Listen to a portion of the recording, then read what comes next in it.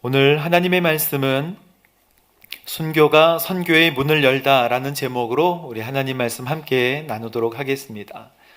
스테반 이야기입니다. 함께 따라해 볼까요? 승호 안배아 칠스 다다고.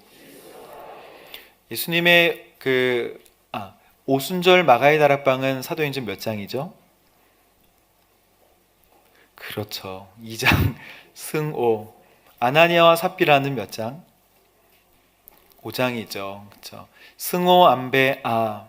그리고 6장은 7 집사를 세우고 이제 7장은 스테반 집사님이 이제 순교하시는 장면입니다. 사마리아 전도가 시작되죠. 그래서 7장과 8장은 스테반 선교사님의 죽음, 동시에 예루살렘 교회의 핍박이 시작되면서 모든 사람들이 디아스포라로 흩어져 복음을 전하는 아주 기이한 내용입니다. 왜 기이하냐면 핍박이 있지만 복음이 전해지기 때문입니다. 여러분의 인생 가운데도 핍박이 있지만 고난과 고통이 있어도 하나님은 그 고난과 고통 가운데 여러분을 사용하여 주실 줄로 믿습니다. 연약하여도 쓰임받을 수 있고 아파도 쓰임받을 수가 있으십니다. 사랑하는 성도 여러분, 힘을 내시고 용기를 내십시오. 오늘 순교는 스테반의 순교를 말합니다. 성경에 순교라는 말은 나오지 않아요. 순교라는 단어가 나오지는 않지만 순교의 사전적인 의미는 네이버 사전이나 우리 사전을 찾아보면 자기가 믿는 종교, 자기가 믿는 신앙 때문에 박해를 받아 목숨을 잃게 되는 것을 순교라고 합니다.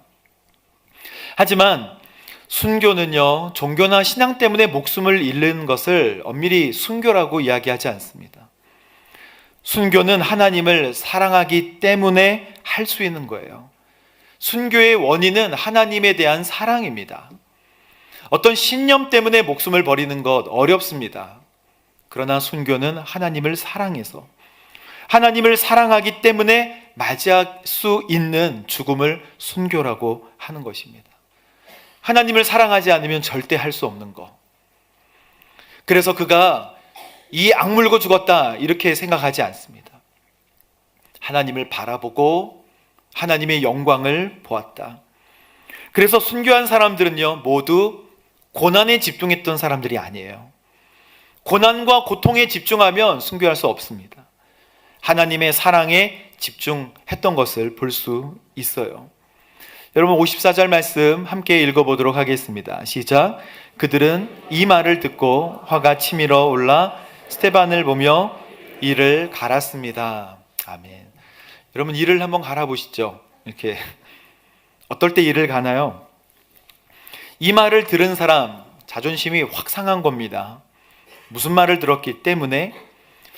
여러분 사도행전 6장에 보면 스테반 집사님이 또 뿐만 아니라 스테반과 함께 7 집사님들은 성령과 지혜가 충만했다.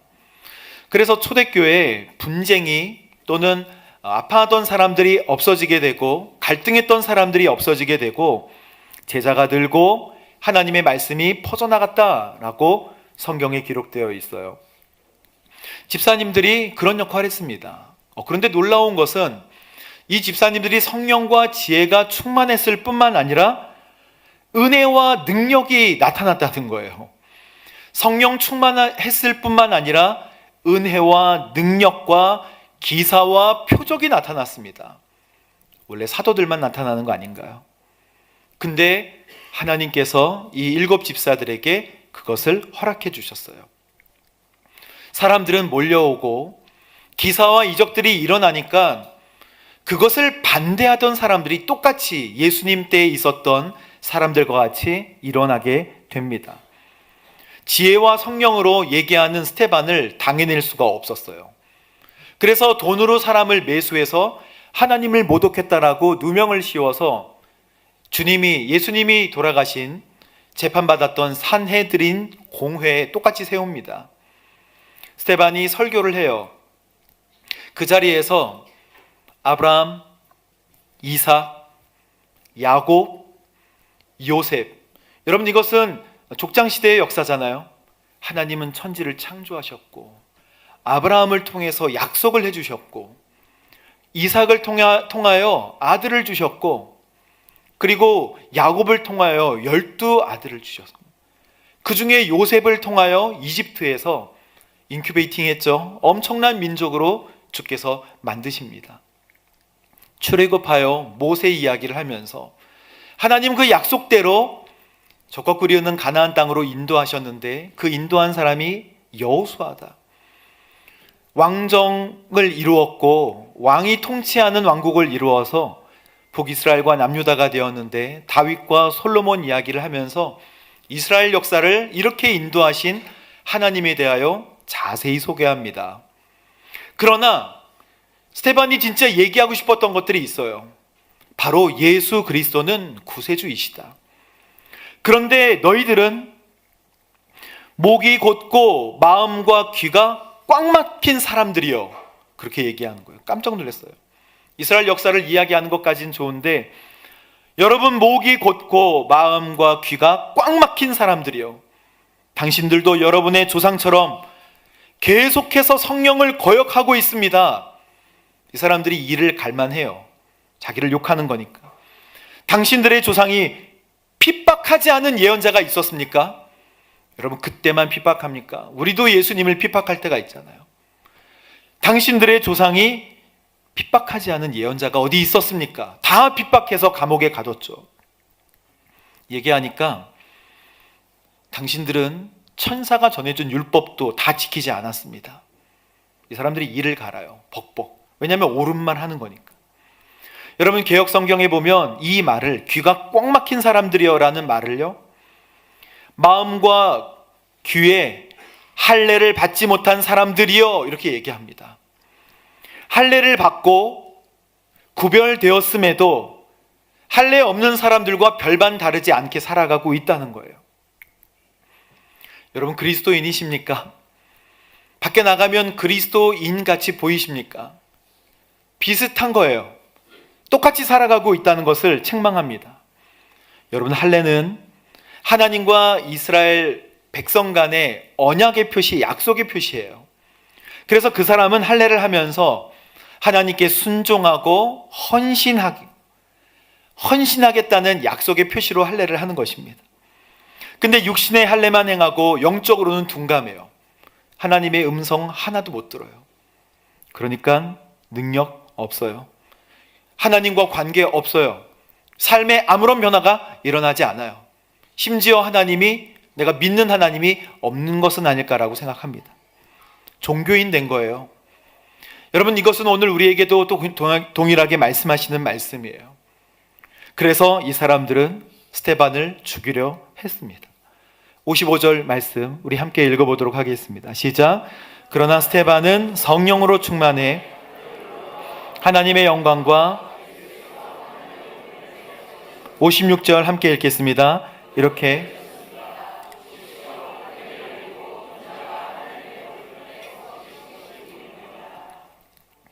아멘. 스데반은 성령 충만했어요. 그래서 하나님의 오른편에 예수님이 서 계신 모습을 여러분 눈으로 보았습니다. 사랑하는 성도 여러분, 성령 충만하십시오. 누구에게나 예수님을 알고 있어서 나의 하나님으로 영접한 누구에게나 성령이 계십니다. 그러나 누구에게나 성령 충만한 것은 아니에요. 성령이 충만하시다고 하는 것은 성령이 그 사람을 완전히 지배하셨다는 뜻입니다. 성령 충만은 성령님이 그 사람의 모든 것을 통제하신다는 뜻이에요. 내가 살아가는 게 아니라, 자아 충만이 아니라 누구 충만이에요? 성령 충만이에요. 그래서 내가 주인이 아니라 성령님이 주인이 되시는 상태를 성령 충만이라고 합니다. 성령 충만한 사람은요, 환경을 뛰어넘습니다. 성령 충만한 사람은 자기의 힘으로 환경을 바라보지 않고 뛰어넘는 능력을 경험하게 돼요. 자기 충만은요, 환경의 지배를 받아요. 내가 뛰어넘어야 하기 때문입니다. 사랑하는 성도 여러분, 성령 충만하십시오. 스데반이 고난을 이겨낼 수 있었던 것은요, 그가 성령님의 지배를 지금 받고 있기 때문이에요. 그리고 자세히 살펴보면 스데반은 하늘을 우러러 봅니다. 여러분, 땅을 보지 않고 하늘을 보고 있어요. 그리고 하나님의 영광과 예수님을 바라봅니다. 이 짧은 구절에서 우리가 발견하게 되는 것은요, 스데반이 지금 환경에 집중하지 않고 자기가 사내들인 공의회에서 몇 년형을 받을지, 돌이 아플지 안 아플지를 걱정하지 않았다는 거예요. 성령 충만한 사람은 하늘을 바라보는 사람이에요. 하늘을 우러러 뭘 봤어요? 하나님의 영광을 봤어요. 여러분, 저는 여러분이 하나님의 영광을 보게 되기를 바랍니다. 하나님의 영광을 본다? 도대체 영광이 무엇입니까? 구름입니까? 안개입니까? 하나님의 영광은요, 부부 사이에서도 나타날 수 있어요. 하나님의 영광은 배고픈 사람에게 빵을 주고, 내가 당신에게 이것밖에 줄 수 없어요 하는데 그 사람이 눈물 흘리고 나도 눈물 흘리는 가운데 느껴지는 그것이 바로 하나님의 영광이에요. 하나님의 영광은 어려운 것 같지만 하나님의 영광은 곳곳에 나타날 수 있습니다. 우리는 하나님을 보고 하나님의 영광을 바라볼 때 우리의 삶을 다하여서 온 마음과 전심으로 하나님 예배를 받으소서라고 말씀드릴 때 주님이 영광을 우리를 통하여 받으시는 거예요. 그런데 주님이 영광을 받으시면요, 그 영광은 영적인 원리로 나에게 다시 영광으로 돌아오게 되는 것입니다. 나는 주의 영광을 바라보게 되고 하나님은 영광스럽게 되고요, 나는 하나님을 바라보며 성령의 지배하시는 상태가 되는 거예요. 어떤 처벌을 받을까? 몇 년형을 살까? 고민하지 않았어요. 생명의 호흡을 하게 됩니다. 여러분, 예배가 회복되면 생명의 호흡을 시작하게 되는 거예요. 다시 호흡이 시작되는 거예요. 우리의 불완전한 인생에 정말 주님께서 오늘 한 번의 예배로 회복시켜 주실까? 여러분, 오늘 예배를 하나님 앞에 집중하여 드리십시오. 주님을 집중하십시오. 주님을 주인으로 모시십시오. 그러면 하나님께서 여러분 안에 충만하게 임재하여 주실 줄로 믿습니다. 하나님은요, 우리의 모든 삶을 완전히 정돈하실 수 있어요. 하나님의 영광이 우리 안에 있을 때, 바라보게 되면. 여러분, 두려움이 사라지게 되는 이유는요, 그의 영광을 보기 때문이에요. 히브리서 12장에 우리가 잘 아는 말씀 나옵니다. 이와 같이 우리를 둘러싼 구름같이 많은 증인들이 있으니, 여러분 많이 들어보셨잖아요. 모든 짐과 얼매이기 쉬운 죄를 벗어버리고 인내로서 우리 앞에 놓인 경주를 합시다. 여기에 나오는 구름같이 많은 증인들은요, 믿음의 선배님들, 천국에서, 천상에서 우리를 기다리는 이미 모든 여정들을 다 끝낸 천국에서 우리를 기다리는 믿음의 선배들이에요. 그 수많은 증인들이 우리를 기다리고 있으니 주님의 모습도 보지만, 하늘이 열려서 주님의 얼굴도 보지만 믿음의 선배님들이 지금 뚫어져라 우리를 보고 있고 기다리고 계신다는 거예요. 상상해 보십시오. 나는 혼자가 아니에요. 상상해 보십시오. 지금 천상의 교회는 응원하고 있습니다. 지상의 교회의 별명은 전투하는 교회잖아요. 우리는 믿음의 선한 싸움을 싸우는 것입니다. 이 싸움을 다 끝내면 우리는 천상의 교회에서 주님과 함께 영원히 살게 되는 거예요. 그래서 우리는 수많은 믿음의 선배님들이, 그 선배님들을 보면서 얼매이기 쉬운 죄들을 쉽게 끊어버릴 수 있습니다. 선배님들이 보고 있으니까. 하물며 예수님이 지금 우리를 보고 계신다고 여러분 상상해 보십시오. 그런데 오늘 말씀에 보면 보십시오, 하늘이 열리고 인자가 하나님의 오른편에 서 계신 것이 보입니다. 예수님이 지금 하늘이 열리고요, 그 위에 서서 계세요. 여러분, 이거 그냥 지나갈 만한 내용이 아닙니다. 주님께서 서서 웃고 계신가요? 아니에요. 사랑하는 아들이 돌 맞고 있으니까 마음 안타깝게 졸이면서 사랑하는 아들아, 조금만 더. 저는 이걸 이렇게 묵상해 본 적은 없는데 곰곰이 묵상하니까 스데반이 지금 하늘을 보고 아버지를 보고 아들이 돌 맞고 있는데 그걸 즐겨 보는 아버지가 어디 있겠어요? 조금만 더 힘을 내라. 조금만 더. 스데반의 이 목소리를 보십시오. 56절 말씀에 보십시오. 하늘이 열리고 인자가 하나님 오른편에 서 계신 것이 보입니다. 이거를 국어책 같이 읽었겠어요. 보십시오. 하늘이 열리고 인자가 하나님 오른편에 서 계신 것이 보이네요. 아니에요. 하늘이 열립니다. 주님께서 하나님 오른편에 서 계시네요. 여러분, 놀라운 감격으로 그는 돌에 집중하지 않고 하나님을 보고 있는 것입니다. 여러분, 우리가 담대할 수 있는 이유는요, 담대하지 못하는 이유는요, 주님을 보지 못해서예요. 주님을 만나십시오. 그래야 그리스도인이 될 수 있습니다. 주님을 만날 때 사모하십시오. 주님을 사모하면 주님께서 만나주세요. 사모하지 않아요. 보이지 않는다고 생각하기 때문에. 하지만 수많은 증인들이 우리를 기다리고 얼매이기 쉬운 죄들을, 그리고 우리의 무거운 짐들을 다 벗어버릴 수 있는 것은요, 주님과 믿음의 선배님들이 기다리고 있기 때문에 여러분, 보면 능력을 얻게 되는 줄로 믿습니다. 마태복음 13장에 어떤 한 사람이 밭을 갈다가 보물을 발견한다고 주님께서 예를 들어 설명하시잖아요. 그 사람은 밭에 보물을 발견하고 기뻐하며 집에 돌아갑니다. 근데 왜 돌아갈까요? 모든 전 재산을 팔아서 그 밭을 살려고. 천국은 이런 것이다라고 말씀하셨어요. 천국이 보이지 않아 그 천국 지루할 것 같습니까? 보면 내 재산을 다 팔아서라도 사는 거예요. 주님을 보면 내 재산을 다 팔아서라도 주님의 일을 하게 된다는 것입니다. 스데반은 여러분 순교를 선택하지 않았다고 생각해요. 스데반은 그냥 하나님을 본 것입니다. 그의 영광이, 하나님께서 주시는 그 영광이 그를 사로잡은 거예요. 저는 하나님의 영광을 더욱더 사모하게 됐어요. 주님, 그 영광이, 제가 영광을 올려드릴 테니까 그 영광을 저에게 더 많이 부어주세요. 여러분, 57절 말씀 보십시오. 57절과 8절 말씀 함께 읽어보겠습니다. 시작. 그러자 그들은 귀를 막고 목이 찢어져라 소리를 지르며 그를 향해 일제히 달려들어 그를 성 밖 끌어낸 후 돌을 던지기 시작했습니다. 한편 목격자들은 사울이라는 청년의 발 앞에 두었습니다. 그리고 주 예수여 내 영혼을 받아주소서라고 외칩니다. 사람들이 여러분 귀를 막고 목이 찢어지라 외치는 것은 양심을 찌르는 말이 마음속에 뚫고 들어왔기 때문이에요.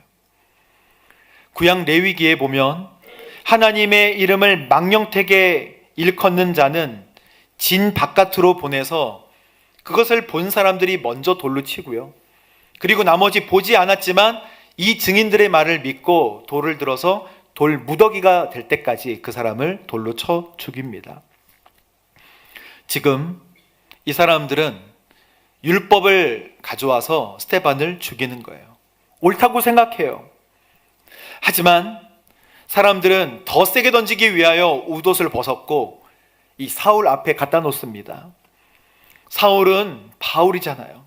사울은 히브리식 이름이고 바울은 헬라식 이름이에요.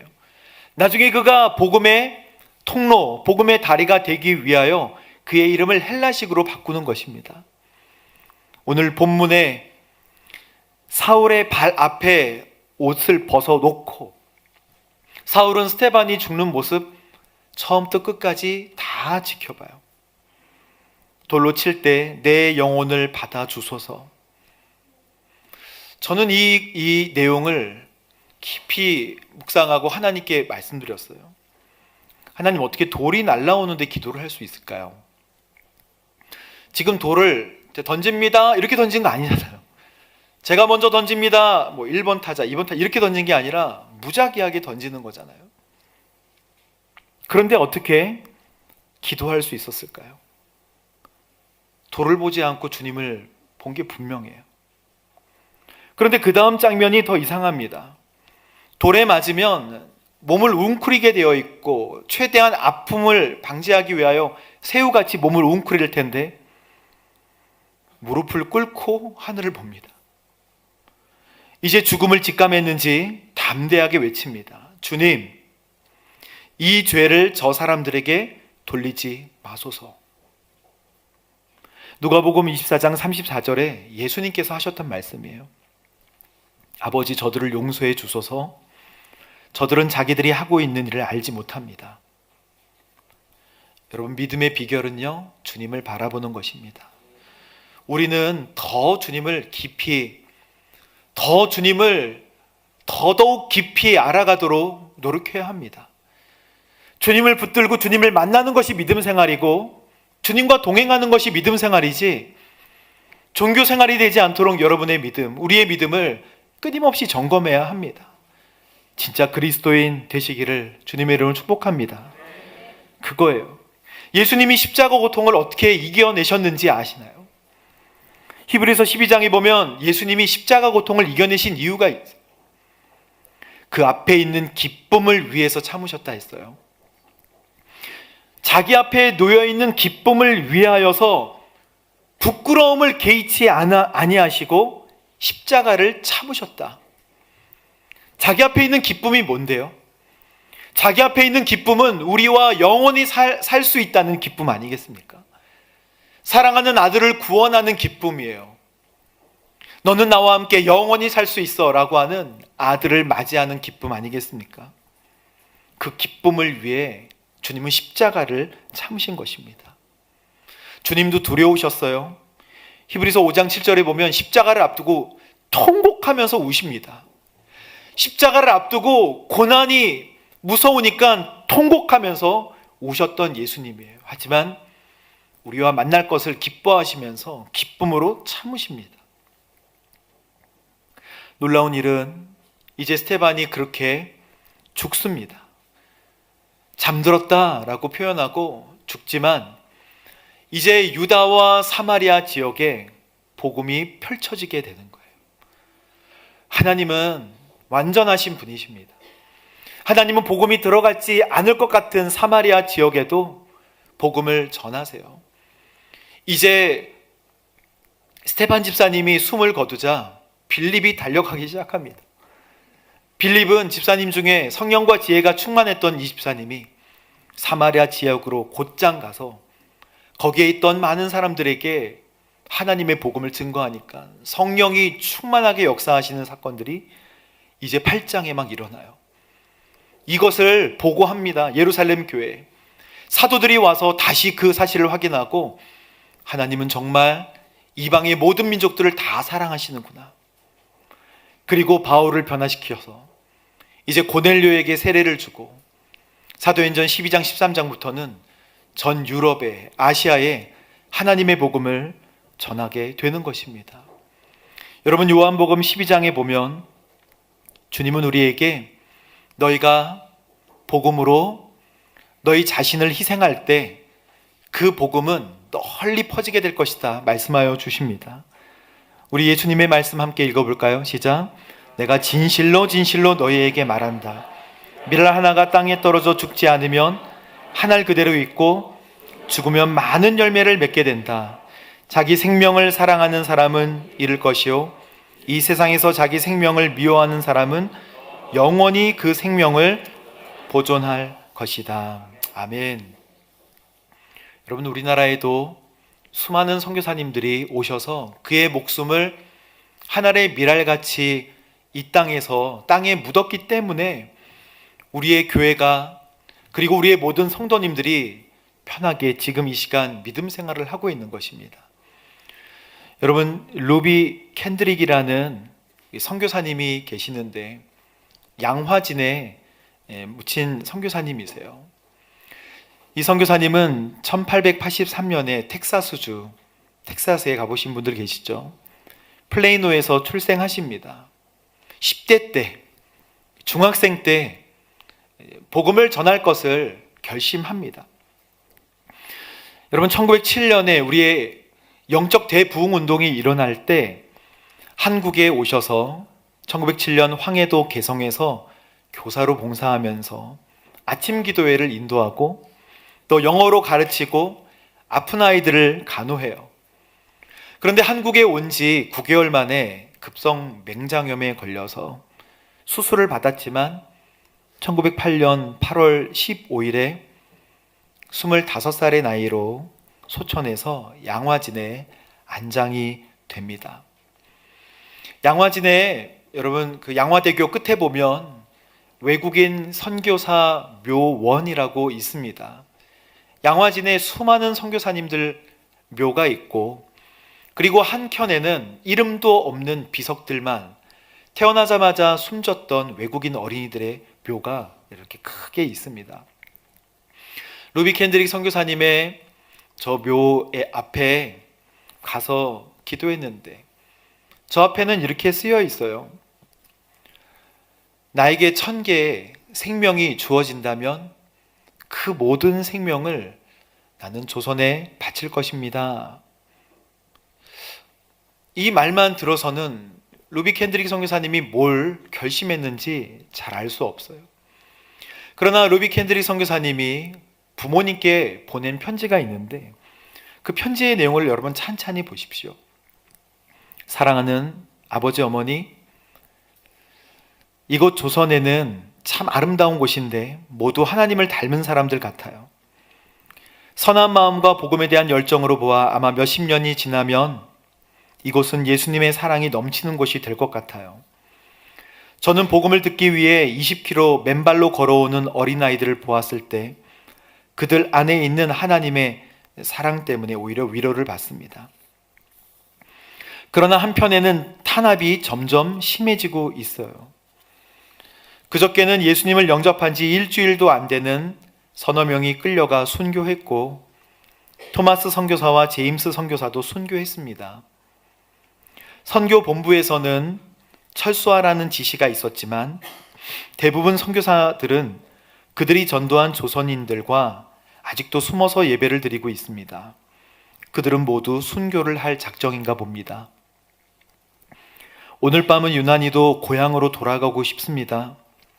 외국인을 죽이고 기독교를 증오한다는 소문 때문에 부두에서 저를 끝까지 말리셨던 어머니의 얼굴이 자꾸 제 눈앞에 어립니다. 어머니, 아버지, 어쩌면 이 편지가 마지막일 수도 있습니다. 제가 이곳에 오기 전 뒷뜰에 심었던 한 알의 씨앗으로 내년이면 온 동네가 꽃으로 가득하겠지요. 그리고 또 다른 씨앗을 만들어내겠지요. 저는 이곳에서 한 알의 씨앗이 되기로 결심했습니다. 제가 씨앗이 되어 이 땅에 묻히게 되었을 때 아마 하나님의 시간이 되면 조선 땅에는 많은 꽃들이 피고 그들도 여러 나라에서 씨앗이 될 것입니다. 저는 이 땅에 심장을 묻겠습니다. 바로 이것은 조선을 향하는 저의 열정이 아니라 조선을 향한 하나님의 사랑이라는 것을 알게 되었습니다. 어머니, 아버지, 사랑합니다. 루비 켄드릭. 여러분, 하나님의 시간이 왔고 우리나라는 미국 다음 전 세계에 가장 많은 선교사님을 파송하는 나라가 되었습니다. 이제 우리는 하나님의 복음을 땅끝까지 전하기 위하여 거룩하게 쓰임받을 준비를 해야 하고 하나님의 복음의 통로가 되어야 합니다. 외국으로 나가지 않아도 괜찮아요. 다 한국에 들어와 있습니다. 조금만 가면 20-30분만 가면 여러 외국인들을 만날 수 있고 그들의 삶의 자리에 함께 할 수 있어요. 제가 부족하여 어떻게 복음을 전해야 할지 늘 하나님께 부족함을 구하지만 우리 성도님들의 삶의 자리 가운데 그분이 계시다면 여러분 복음의 통로가 되십시오. 그분에게 예수 그리스도에 관하여 전해 주십시오. 반드시 한 알의 씨앗이 우리가 상상할 수 없는 놀라운 열매를 맺게 할 것입니다. 우리는 그냥 전할 뿐이에요. 하나님은 효과적으로 복음을 전하십니다. 우리의 전도 방법이 미련하다 해도 하나님은 그 방법을 통하여 하나님은 너무나 멋지게 역사를 하실 겁니다. 여러분, 전남 신안군에 우리 전국에서 복음화율이 가장 높은 곳이 있어요. 35%. 바로 1000개가 넘는 섬이 있는 그 신안군입니다.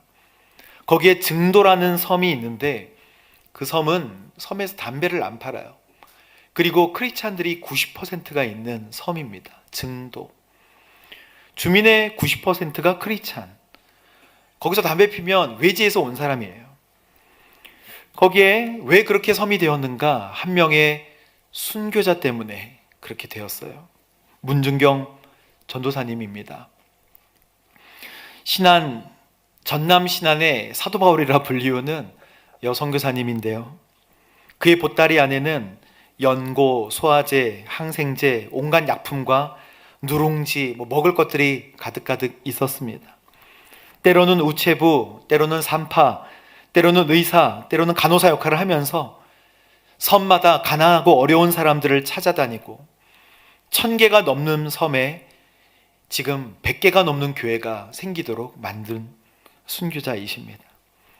1927년에 회심한 다음에 섬을 돌면서 나룻배를 타고 막 섬을 돌아다니면서 사람들을 복음을 전하고 도와줘요. 1950년 10월에 중동리 근처 바닷가에 공산당원에 의해서 갯벌에서 죽창에 찔려서 순교합니다. 그의 죄목은 새끼를 많이 깐 씨암탉이에요. 그의 죄목, 자꾸 그리스도인들을 생산해낸다는 거예요. 그래서 어미닭을 죽이면 병아리들이 죽으니 죽이자 했다 합니다. 나룻배를 타고 이 섬 저 섬 복음을 전파하고 섬 사람들을 도우면서 사랑과 헌신을 다했던 그 문준겸 전도사님, 돌아가셨고 그의 죽음은 한동안 잊혀졌는데 알고 보니까 문준겸 전도사님을 통해 160여 명의 목회자와 80명의 아주 기라성 같은 멋진 리더들, 장로님들이 세워졌다고 합니다. 그 중에 김중원 목사님이나 이만신 목사님이나 정태기 목사님이나 고훈 목사님 같은 인물들도 있었어요. 그 중에 우리가 잘 알고 있는 김중원 목사님은 CCC, 한국의 CCC, 대학생 선교회를 만드신 분이시죠. 그분의 따님은 횃불 트리니티의 총장을 역임했던 김민희 교수님이고, 그리고 그의 사위는 컴패션 대표로 있는 서정인 교수님이고, 그의 그 뿌리와 그의 모든 영향력은 지금 하나하나 셀 수 없이 수많은 열매를, 수많은 씨앗을 지금도 맺어가고 있는 것입니다. 우리의 전도의 방법이 미련하다 해도 아무도 모르게 나룻배를 혼자 타고 가서 연고를 발라주고 누룽지를 준다, 그 방법이 효과적이지 않다 하더라도 하나님은 결국에는 이 땅에서 복음을 전하는 귀한 도구로 우리를 사용하여 주실 것입니다. 사랑하는 성도 여러분, 순교하라고 말씀드리는 게 아니에요. 여러분, 순교는 아무나 할 수 있는 게 아닙니다. 그러나 오늘 스테반 선교사님을 통하여, 순교사 집사님을 통하여 성령 충만함, 그리고 고난에 집중하지 않고 하나님을 바라보는 영광으로 뛰어넘게 되는 바로 그런 성령 충만한 그리스도인이 되기를 우리가 힘씁시다. 그러면 하나님께서 우리를 통하여 많은 씨앗과 열매들을 맺게 하여 주실 줄로 믿습니다. 그런 저 여러분 되시기를 주님의 이름으로 축복합니다. 함께 기도하겠습니다. 사랑하는 주님, 오늘 주께서 사랑하시고 정말 멋지게 사용하셨던 신앙의 선배들, 특별히 스테반 집사님의 이야기를 통하여 저희들에게 도전하여 주시니 우리가 성령 충만하고 또 문제에 집중하지 않고 하나님의 영광에 집중하는 거룩한 삶을 살아야 한다고 말씀하여 주셔서 감사합니다. 주님, 정말 그리스도인, 참된 그리스도인으로 살아갈 수 있도록 주님 인도하여 주옵소서. 동행하게 하시고 성령 충만케 하시며 하나님께 영광 돌리고 그의 영광을 받아 능력 있는 삶을 살아갈 수 있도록 인도하여 주옵소서. 주께서 인도하심을 믿고 감사드리며 살아계신 예수님의 이름으로 기도합니다. 아멘.